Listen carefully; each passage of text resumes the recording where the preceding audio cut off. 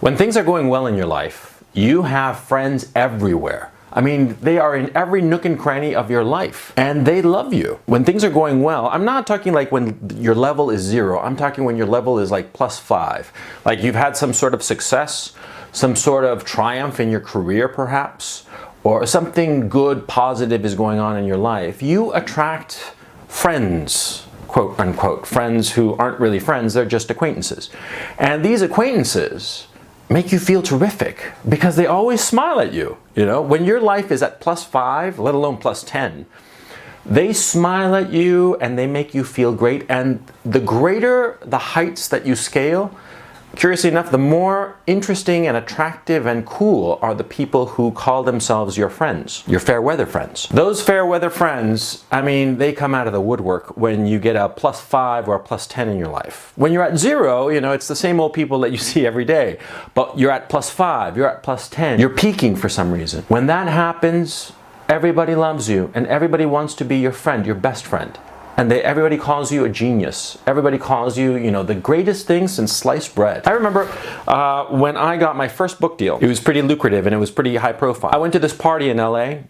This girl I'd never met before, she somehow caught wind of what was going on. And she grabbed me by the arm and dragged me throughout this party, calling me a genius. And, you know, referencing my work. She hadn't even read it. She had no idea really what it was about. I was just a genius because other people were calling me a genius and she wanted to attach herself to me. And that's the classic definition of the fair weather friend, right? And this individual called me a few times to get together, parties, this, that, the other. You know, it was only after a while that I realized that she was just a leech, but that's for another video. The point, when you're at +5, +10, the people who come to you, who make you feel good about yourself, they make you feel as if you're at +20, +30. They are the best drug in the world. They really are. But when you're at 0 and then something happens, and then you go to -5 or perhaps -10, well, those people, they vanish, of course. And what's interesting is that a lot of the people, a lot of the acquaintances that you thought were friends, that you thought, you know, you were in good with, they vanish too. As some of you may know, right now I'm going through a rough patch, but you know, ups and downs, the vicissitudes of life, no big deal. But my point, a lot of people whom I thought were like friendly acquaintances, you know, they vanished. But what's interesting to me is not those people who vanished, which I expected, because that always happens, by the way. The people who you thought were friends or at least friendly acquaintances, they vanish when things go negative. What's interesting is not the people who vanish. It's the people who stay. It's the people who are around you and reaching out to you when you're at -5, at -10. Those are the people that you have to be paying strict attention to, because those are the people who matter. See, you're at -5, you know, you had some screw up at work, something went wrong, or in my case, you know, a lot of shit being flung my way, a lot of shit that is just bullshit, but that's for another video. Anyway, the thing is, see, all this shit smearing makes people afraid, and it's quite natural, and they run from you because they don't want to drown with you. They don't want the shit that is sticking to you to stick to them. And that's a perfectly normal human reaction. To begrudge this of people is foolish. There are very few people who, when they look at somebody covered in shit, they realize that it's just shit that is covering them. It's not permanent. It can be wiped off and will be wiped off in time. The people who are wise enough or smart enough to see through the bullshit and see who you really are and reach out to you when you're at -10, -20, when you're feeling pretty low. Because, of course, when shit gets flung your way, of course you feel down in the dumps. You wouldn't be human if you didn't. But my point, those friends who come to you in your moment of need, in your moment of weakness, and they reach out to you, they get in touch with you, they send a little note telling you to get in touch with them, just to chat. There was somebody that, point of fact, I'd never met before, never spoken to, somebody I admired, a YouTuber. And this individual very kindly reached out to me. I wound up talking to this person for 2 hours. Lovely individual. I'm not going to be indiscreet and mention them, but my point is that this person didn't have to do that. They had no need, but they did it because they're a decent person. See? See, you only find the decent person when you're covered in shit. You only find a potential true friend when you're covered in shit. And they know that this is just transitory, that this isn't real, that the shit that smears you is not a real thing. That, yeah, sure, you're at -5, but you're not worth -5 or -10 or -20. You're worth a lot more. Those people, the people who reach out to you in your moment of, setback, those are the people you want in your life. Those are the people you're really going to value into the future.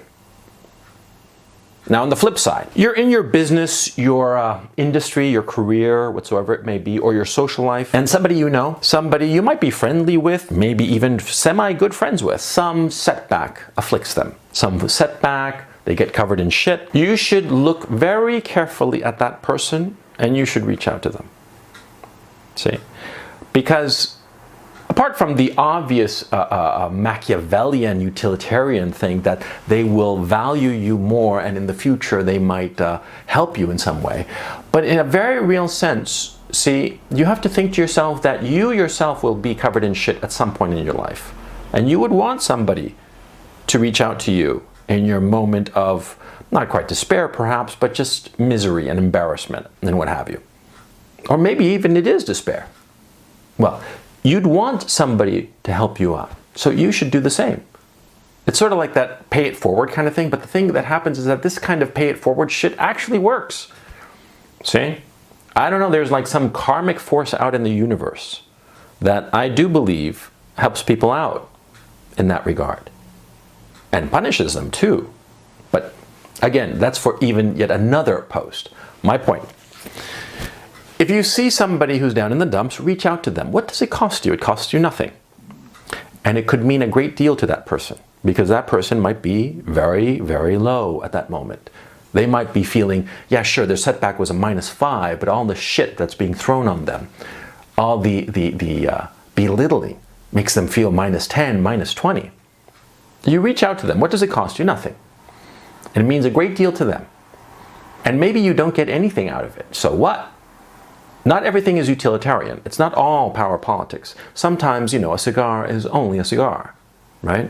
Helping other people when they are down, especially people who are valuable, in the sense of not valuable to you, but people who have inherent value.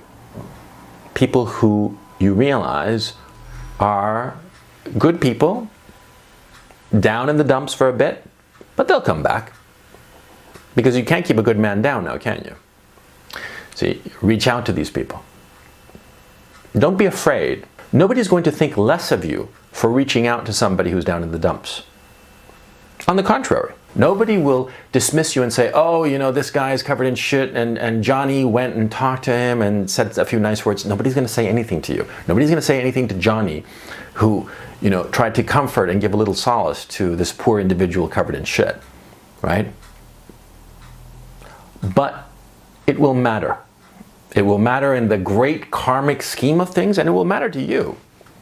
Especially because you will find out that a lot of times the shit that's covering them is not real, and that it'll pass. And the people flinging the shit will be, See, life is very, very short. We think it's long. It's not. It's exceedingly short. But even in this incredibly short life that we have, things come back. What comes around goes around. The goodness that you toss out to somebody who might need it will most likely then not come back to you at some point. And the shit that gets flung on somebody, sometimes that shit gets flung back. Wait, sometimes? Actually, almost always.